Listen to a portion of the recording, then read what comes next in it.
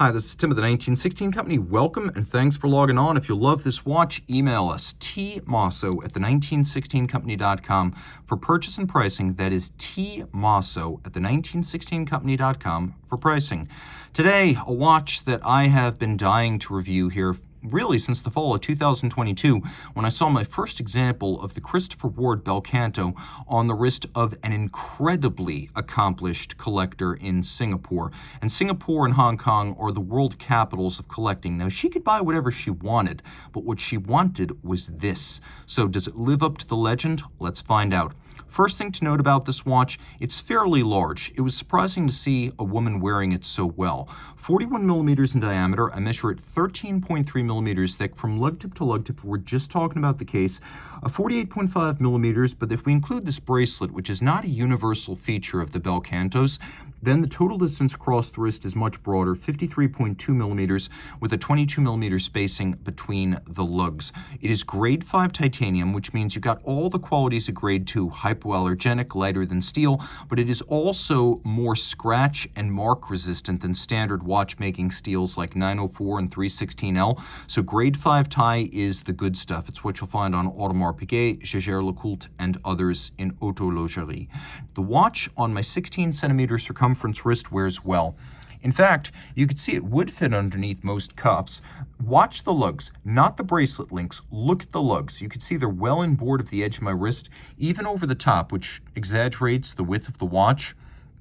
The lugs are not over the edge, which is why I say you can wear this watch on a 14 centimeter circumference wrist on this bracelet, or you could wear it on a 13.5 centimeter circumference wrist if you put it on a strap. And most Bel Cantos do come on straps, so you'll have no trouble accessorizing if you want to stay OEM, but it will fit any standard 22 millimeter strap, and I'll show you in a moment why that's important. Taking a quick look, you can see that the watch features a bracelet that's a lot like a Rolex Oyster in design. It slopes. So we've got an end link that matches the slope of the lugs, but also the curvature of the case. It's an integrating end link. Then there's a taper down toward the clasp. You can see satin on all facets of these links, and then we have removable links here. You can see even intermediate sized links in case you're in between sizes with the removable links. But then we got something else. There is a incremental sizing slider with several different stop points. So you've got about 1 centimeter of incremental sliding adjustability built in case you do need to adjust finely or even adjust on the fly. The clasp features Christopher Ward's logo, which I liken to a jigsaw puzzle, and all of this is fairly thick gauge titanium. It doesn't feel like a cheap component. A lot of watches that are attractively priced, and I would say Christopher Ward falls into that bin, but they tend to forget that clasps still need to feel luxury on watches that cost less than $10,000. Fortunately, this does. You can see these components are substantial, and so is the body of the clasp. Click together, you can see twin trigger release. You have to press both of them to open it up. They will not inadvertently open. Rolling back to the case here. Nicely executed. You can see integrated lug profiles that taper a little bit. We've got a crown that includes both polish and media blast. Once again, the jigsaw style logo. And then we have, and it looks a little bit like a displaced Swiss cross. And maybe that is what they're getting at. It's a little bit of their way of saying this watch is designed in England but made in Switzerland, which it is. Taking a quick look, we can see a combination of polish and satin, a lovely bevel that runs end to end across the lugs, and then we've got this handsome polished and satinated and faceted arming trigger for the sonnerie en passant, which we will discuss in a moment. The bezel is artfully done. You can see it's got a little bit of an inward step to visually thin the watch, a vertical polished lip, then a conical profile that's satinated, then a polished flange surrounding a slightly boxed and cambered crystal, so they spent some money on that crystal. The watch is 30 meters water resistant. It does have a push down crown. See how this works right here? Just like that. Now, sonnerie en passant, a little bit different from something like a minute repeater, which chimes the exact time on demand. So this is the sonnerie, mais seulement une heure. So it's basically 1 hour at a time. And when it's in the hour strike zone, that is, it chimes at the top of the hour, it gives you a little bit of a window where you can use the on-off trigger to play with it. So if you want to entertain your friends, roll it through the jump, and then on, off, on, off. There's a little column wheel that arms and disarms it, which feels fantastic, like a fine chrono. And then you can see that there's a little on-off indicator so you know when it's on and when it's off. And you might want to turn it off because it's really loud. It sounds good, it has excellent tonal qualities, but it will wake you up. And if you don't want that, disable it.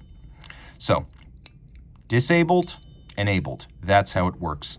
Real quick, you can see we have a little bit of lume, though I'm not going to lie, the lume is brighter on my camera than it is to my eye, so maybe an hour's worth of lume before it fades. Taking a quick look, you can see on the reverse side, there's not a whole lot to see, but we'll work from the bottom up. The bass movement is a Solita SW200, which is Solita's version of the tried and true ETA 28242, so bidirectional automatic winding, 4 Hz beat rate, 29 joules when you add the module, 38 hours of power reserve, and very tough, with a lot of torque to drive a complication. And that's a good thing, because then we get to the other side. By the way, we have this sort of radiating sound wave. That's what that's supposed to symbolize. On the dial side, there is a lot of complication to drive. Now, there are a couple of friends, MB&F style, that help out with the manufacturing of this watch. We'll talk about some of the watchmakers. Johannes Jahnke was the original master watchmaker at Chris Ward, and he developed the original JJ01, which was a jump hour, which would store up enough energy over an hour to jump the hour. Well, this uses a similar accumulator, and it stores up the energy to strike.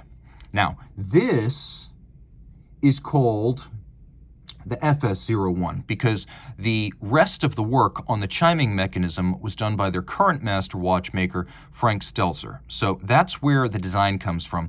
The striker and the gong come from Chronode, which is a super horlogerie house and complication specialist run by Jean-Francois Maujon. They've done everything up to and including the Harry Winston Opus series. Armin Strom of BLBN does the dial, which is a lovely sunburst rosé. They call this Rosa, somewhere between rose and champagne, so rosé seems like an apt comparison. And then a company called Vico Deco does some of the specialized wheels for the drive. And you can see that it's all very neatly done. Frankly, it's not horlogerie hand finishing, but it's maybe one step back. It's the quality of what you'd find on, for example, a caliber 1863 sapphire sandwich displayback moonwatch. And really, you could fool people who don't know what they're looking at into thinking that this is all extensively hand finished. Look at some of the mechanisms. They're beautifully designed and thoughtfully done. These gongs are huge. If you were to just straighten out this gong, look, it goes all the way around and then back. That would probably wrap around 1.5 times, creating what's effectively a cathedral gong. And it sounds like one too. A lot of polishing, satination, even media blast. There are multiple finishes here, and the parts are individually jewel-like. That they belie their price.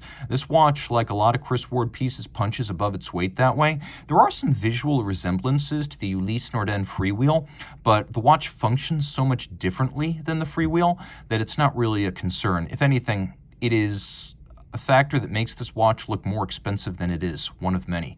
If you love this watch, reach out to Team Mosso at the 1916company.com for purchase and pricing details.